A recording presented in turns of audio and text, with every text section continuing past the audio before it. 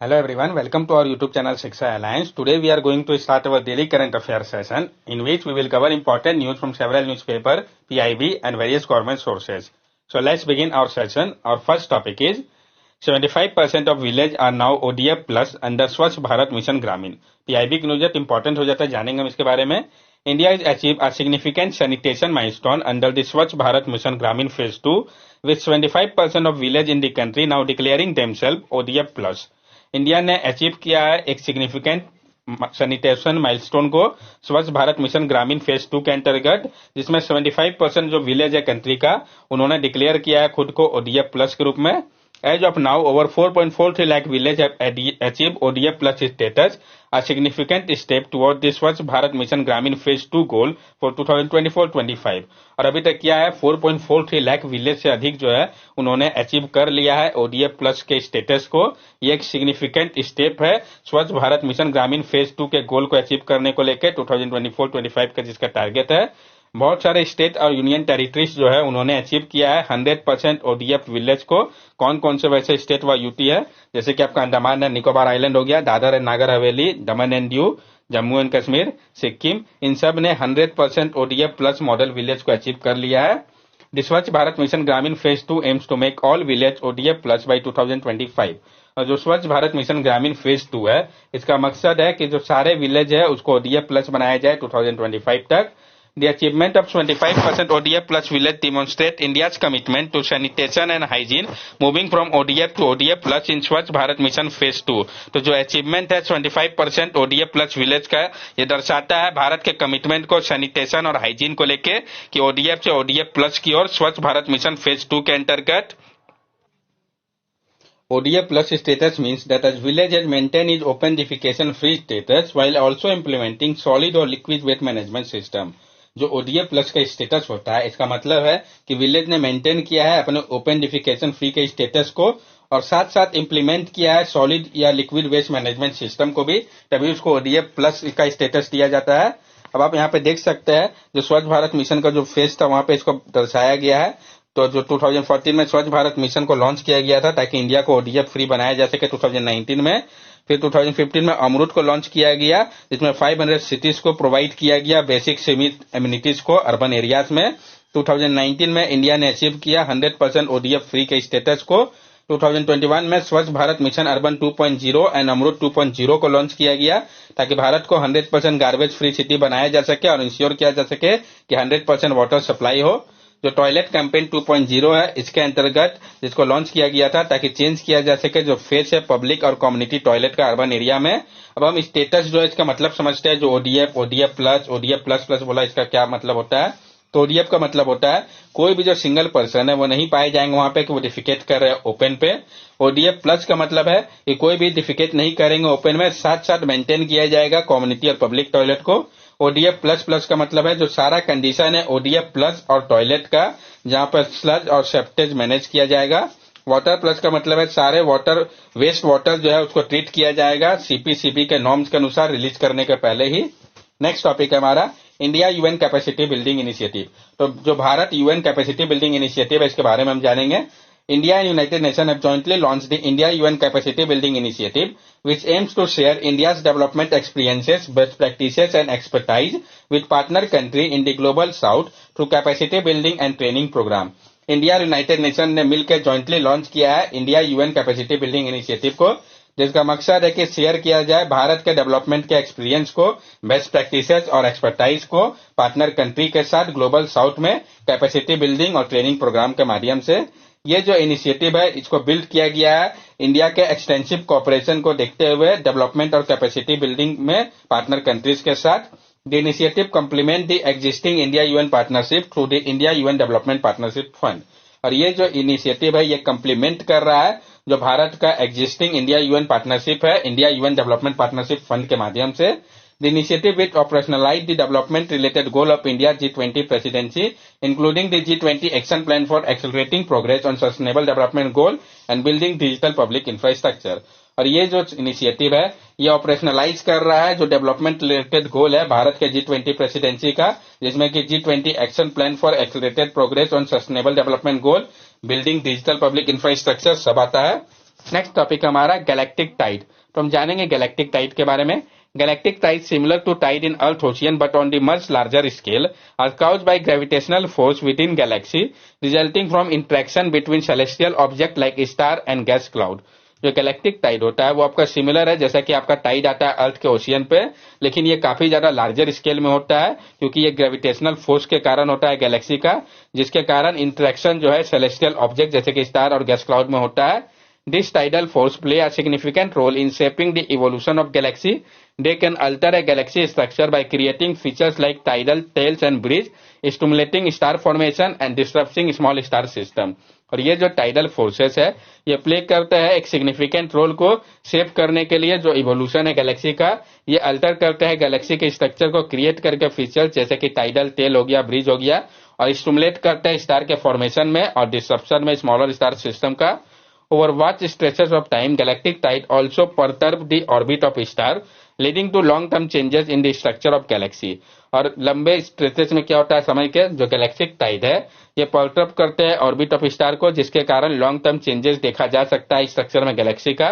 Galactic Tide जो है ये इन्फ्लुएंस करते हैं किस तरीके से नेबरिंग गैलेक्सी जो है वो इंटरेक्ट करेगी एक दूसरे को, इस पर भी प्रभाव डालते हैं।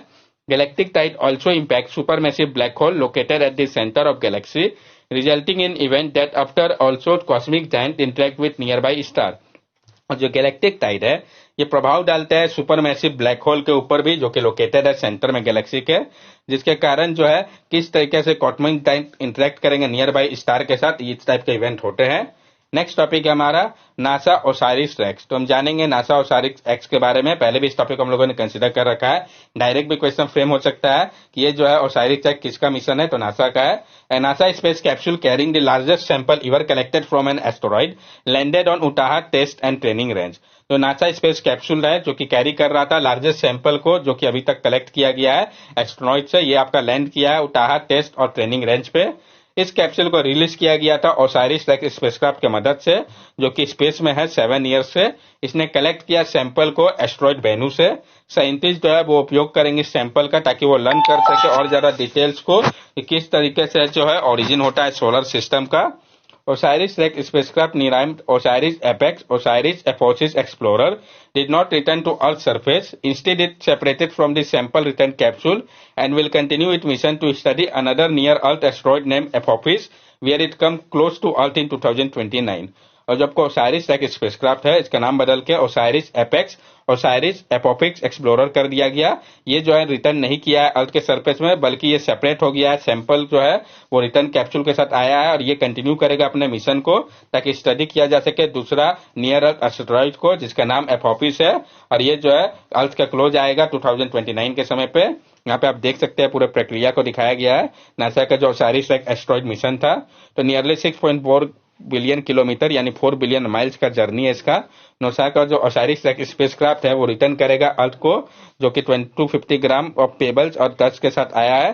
सितंबर 8 2016 में इसको लॉन्च किया गया था एटलास 5 रॉकेट की मदद से केप कार्निवल फ्लोरिडा से। सितंबर 22 2017 में सिंगल शॉट पास किया था ये अर्थ को।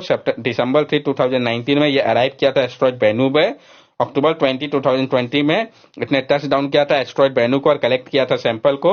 मई 10 2021 में इसने स्टार्ट किया अपने जर्नी को वापस अर्थ के लिए और सितंबर 24 2023 में जो स्पेसक्राफ्ट था उसने रिलीज कर दिया सैंपल को रिटर्न करने के लिए particular down to ultra reserve की ओर। नेक्स्ट टॉपिक है हमारा वीरांगना दुर्गावती टाइगर रिजर्व। तो हम जानेंगे इसके बारे में। डायरेक्ट क्वेश्चन फ्रेम किया जा सकता है कि ये कहाँ लोकेटेड है इस टाइप के क्वेश्चन में। तो Madhya Pradesh known as Tiger State of India due to its substantial tiger population has officially designated a new protected area for this magnificent creature called the वीरांगना दुर्गावती टाइगर रिजर्व। मध्य प्रदेश जिसको कि हम टाइगर स्टेट ऑफ इंडिया के तौर पे भी जानते हैं, इनके सब्सटेंशियल टाइगर पॉपुलेशन के कारण उसको ऑफिशियली डेजिग्नेट किया गया है एक न्यू प्रोटेक्टेड एरिया के तौर पे इन मैग्निफिसेंट क्रिएचर के कारण और उसको कहा गया है वीरांगना Durgavati tiger reserve. This newly establish reserve become the 7th tiger reserve in this state. और ये जो न्यूली स्टैब्लिश रिजर्व है वीरांगना दुर्गावती टाइगर रिजर्व, ये इसके कारण जो ये है आपका मध्य प्रदेश यहाँ पे 7 टाइगर रिजर्व हो गए इस स्टेट में। आपको पता होना चाहिए कौन कौन से टाइगर रिजर्व है यहाँ पे। Madhya Pradesh has consistently held the title of tiger state with its tiger population increasing from 526 in 2018 to 785 in 2022 census। और मध्य प्रदेश में कंसिस्टेंटली जो टाइटल है टाइगर स्टेट का होल्ड किया है, क्योंकि जो टाइगर का पॉपुलेशन है वो 526 था 2018 के समय पे, ये बढ़ के 785 हो गया 2022 के सेंसस के दौरान। वीरांगना दुर्गावती टाइगर रिजर्व जो है ये इनकॉर्पोरेट करता है previously recognise eco sensitive zone जो है आपका नौरादही और वीरांगना दुर्गावती सेंचुरी का, और साथ साथ जो सराउंडिंग फॉरेस्ट एरिया है बफर जोन के रूप में। नेक्स्ट टॉपिक है हमारा स्टेट ऑफ राइनो रिपोर्ट 2023। तो जो आपका स्टेट ऑफ राइनो रिपोर्ट 2023 है इसके बारे में हम जानेंगे। जो greater one horn rhino population है भारत का और नेपाल का, वहां पे बढ़त देखा गया है। ये दर्शाया गया है स्टेट ऑफ राइनो रिपोर्ट 2023 पे इंटरनेशनल राइनो फाउंडेशन के द्वारा। जो पोचिंग और हैबिटेट लॉस है ये एक सिग्निफिकेंट खतरा है अभी भी लेकिन राइनो के लिए पूरे विश्व में, और क्लाइमेट चेंज जो है वो प्रभाव डाल रहा है उनके सर्वाइवल के ऊपर।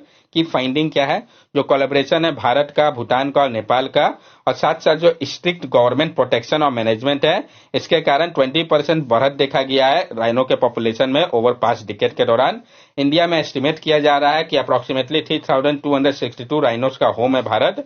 ब्लैक राइनो पॉपुलेशन जो है वो बढ़ा है डिस्पाइट पोचिंग प्रेशर के बावजूद भी, लेकिन साउथ अफ्रीका जो है वो ग्रेपल कर रहा है, डिवास्टेटिंग पोचिंग लॉस हो रहा है वहां पे व्हाइट राइनो का, और वो भी मेनली कुछ रिजर्व पे, तो यानी वहां पे पॉपुलेशन काफी गिरा है।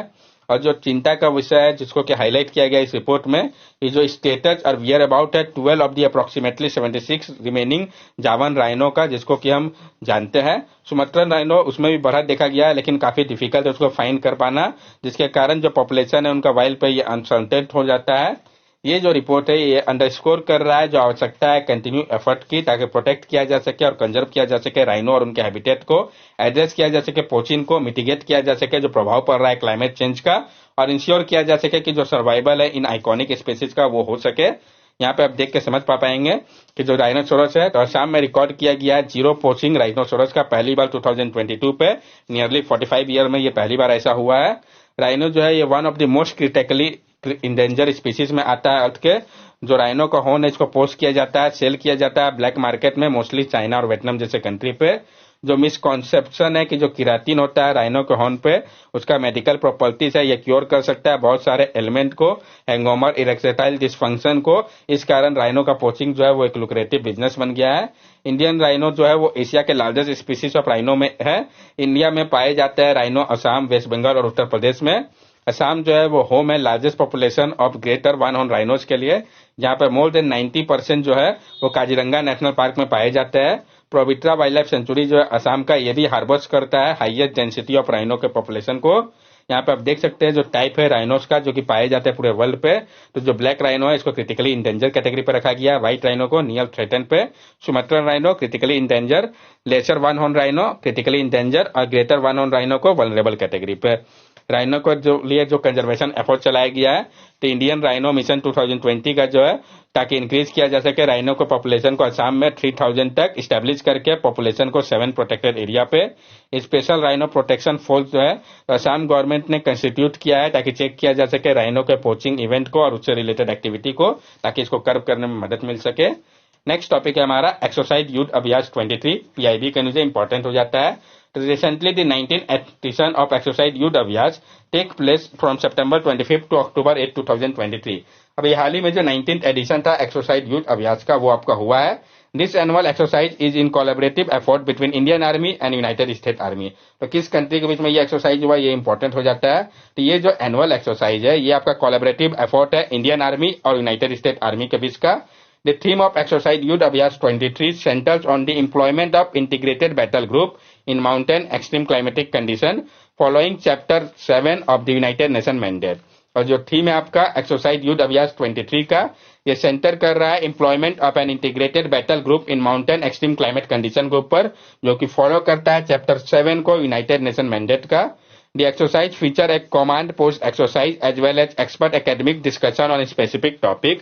The field training exercise validate integrated battle group against hostile forces at the brigade level, integrated surveillance grid at the brigade battalion level, and the use of heliborne airborne element and Morse multiplier। और ये जो exercise है ये feature कर रहा है command post exercise को, साथ साथ एक्सपर्ट एकेडमिक डिस्कशन को स्पेसिफिक टॉपिक के लिए। जो फील्ड ट्रेनिंग एक्सरसाइज है ये वैलिडेट कर रहा है इंटीग्रेटेड बैटल ग्रुप को अगेंस्ट हॉस्टाइल फोर्सेज जैसे कि brigade level, integrated surveillance grid at brigade battalion level, और जो यूज है heliborne airborne element and force multiplier का।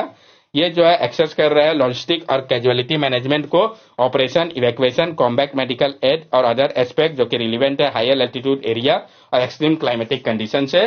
That's all for daily current affair session. अगर आपको हमारी वीडियो अच्छी लगी हो तो हमारे चैनल सब्सक्राइब करें, हमारे वीडियो को लाइक करें और ज्यादा से ज्यादा शेयर करें। These are our social media link. From here also you can stay connected with us and give us your valuable feedback. Thank you and have a nice day.